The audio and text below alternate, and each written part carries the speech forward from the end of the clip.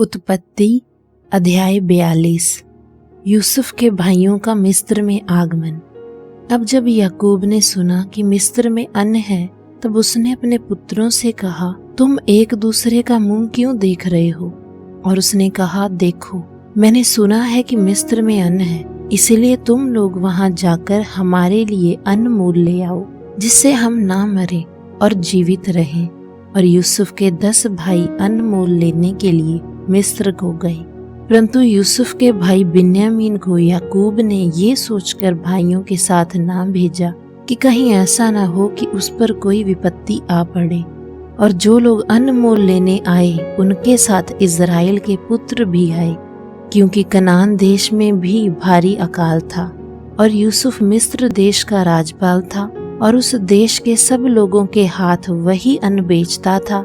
और जब यूसुफ के भाई आए, तब भूमि पर मुंह के बल गिरकर उसको दंडवत किया। और उनको देखकर यूसुफ ने पहचान तो लिया, पर उनके सामने भोला बनकर कठोरता के साथ उनसे पूछा, तुम कहाँ से आते हो? उन्होंने कहा, हम तो कनान देश से अन्न मोल लेने के लिए आए हैं। और यूसुफ ने तो अपने भाइयों को पहचान लिया, परंतु उन्होंने उसको ना पहचाना। और यूसुफ अपने उन स्वप्नों को स्मरण करके जो उसने उनके विषय में देखे थे, उनसे कहने लगा, तुम भेदिए हो, इस देश की दुर्दशा को देखने के लिए आए हो। और उन्होंने उससे कहा, नहीं नहीं, हे प्रभु, तेरे दास भोजन वस्तु मोल लेने के लिए आए हैं। हम सब एक ही पिता के पुत्र हैं, हम सीधे मनुष्य हैं, तेरे दास भेदिए नहीं। और उसने उनसे कहा, नहीं नहीं, तुम इस देश की दुर्दशा को देखने ही को आए हो। और उन्होंने कहा, हम तेरे दास 12 भाई हैं, और कनान देशवासी एक ही पुरुष के पुत्र हैं, और छोटा इस समय हमारे पिता के पास है और एक जाता रहा। और यूसुफ ने उनसे कहा, मैंने तो तुमसे कह दिया कि तुम भेदिए हो, इसके द्वारा तुम परखे जाओगे। फिरौन के जीवन की शपथ, जब तक तुम्हारा छोटा भाई यहाँ ना आए, तब तक तुम यहाँ से नहीं निकलने पाओगे। अपने में से एक जन को भेज दो कि वह तुम्हारे भाई को ले आए, और तुम लोग बंधुआई में रहोगे। इस प्रकार तुम्हारी बातें परखी जाएंगी कि तुम में सच्चाई है कि नहीं। यदि सच्चे ना ठहरे, तब तो फिरौन के जीवन की शपथ तुम निश्चय ही भेदिए समझे जाओगे। और उसने उनको 3 दिन तक बंदी गृह में रखा। और तीसरे दिन यूसुफ ने उनसे कहा, एक काम करो, तब जीवित रहोगे, क्योंकि मैं परमेश्वर का भय मानता हूँ। यदि तुम सीधे मनुष्य हो, तो तुम सब भाइयों में से एक जन इस बंदी गृह में बंधुआ रहे, और तुम अपने घराने की भूख मिटाने के लिए अन्न ले जाओ, परंतु अपने छोटे भाई को मेरे पास ले आओ। इस प्रकार तुम्हारी बातें सच्ची ठहरेंगी, और तुम मार डाले ना जाओगे। तब उन्होंने वैसा ही किया।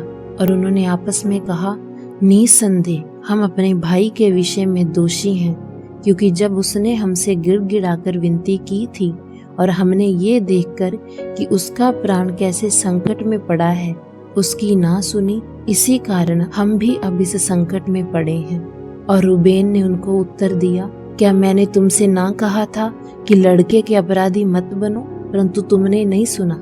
देखो, अब उसके लहू का पलटा दिया जाता है। और यूसुफ की और उनकी बातचीत जो एक दुभाषिए के द्वारा होती थी, इससे उनको मालूम ना पड़ा कि वह उनकी बोली समझता है। और वह उनके पास से हटकर रोने लगा।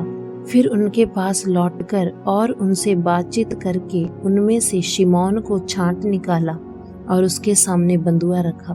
तब यूसुफ ने आज्ञा दी कि उनके बोरे अन्न से भरो, और एक एक जन के बोरे में उसके रुपये को भी रख दो, और उनको मार्ग के लिए खाद्य सामग्री दो।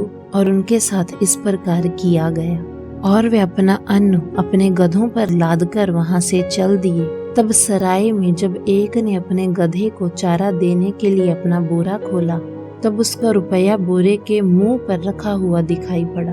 और उसने अपने भाइयों से कहा, मेरा रुपया तो लौटा दिया गया है, और देखो, वह मेरे बोरे में है। तब उनके जी में जी ना रहा, और वे एक दूसरे की ओर भय से ताकने लगे, और बोले, परमेश्वर ने ये हमसे क्या किया है? और वे कनान देश में अपने पिता याकूब के पास आए, और अपना सारा वृतांत उससे इस प्रकार वर्णन किया कि जो पुरुष उस देश का स्वामी है, उसने हमसे कठोरता के साथ बातें की और हमको देश के भेदिए कहा। और हमने उससे कहा, हम सीधे लोग हैं, भेदिए नहीं। हम 12 भाई एक ही पिता के पुत्र हैं। एक तो जाता रहा, परंतु छोटा इस समय कनान देश में हमारे पिता के पास है।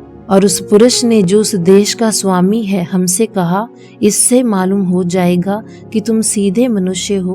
तुम अपने में से एक को मेरे पास छोड़ के अपने घर वालों की भूख मिटाने के लिए अन्न ले जाओ और अपने छोटे भाई को मेरे पास ले आओ, तब मुझे विश्वास हो जाएगा कि तुम भेदिए नहीं, सीधे लोग हो।